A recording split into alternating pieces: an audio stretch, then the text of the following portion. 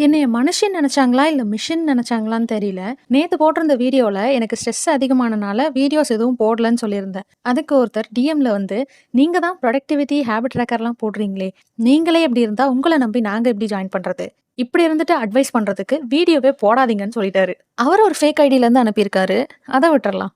இப்போ நாம பேசலாம்.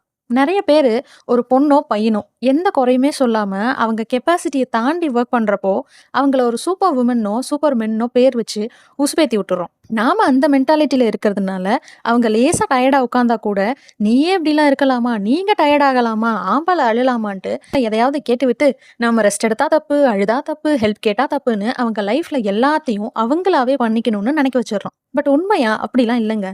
மோட்டிவேஷனல் ஸ்பீச் குடுக்குறவங்களா இருந்தாலும் ஸ்ட்ரெஸ் ஆகும், டயர்ட் ஆகும், எல்லாமே ஆகும். பிரேக் ஆவாங்க, உடைஞ்சு அழுவாங்க, ஏன்டா வாழ்றோம்னு நெனப்பாங்க. வாழவே வேணான்னு கூட நெனப்பாங்க. எண்ட் ஆஃப் த டே அவங்களும் மனுஷங்க தானே. இப்ப இதோட கன்க்ளூஷன் என்னன்னா, நான் சூப்பர் வுமன் கிடையாது, அழுகாமலே இருக்கிறதுக்கு. ஸோ தயவு செய்து புரிஞ்சுக்கோங்க. நாங்களும் உங்கள மாதிரி மனுஷங்க தான். அண்ட் கைண்ட்னஸ்க்கு காசெல்லாம் தேவைப்படாது. மனசு இருந்தா போதும்.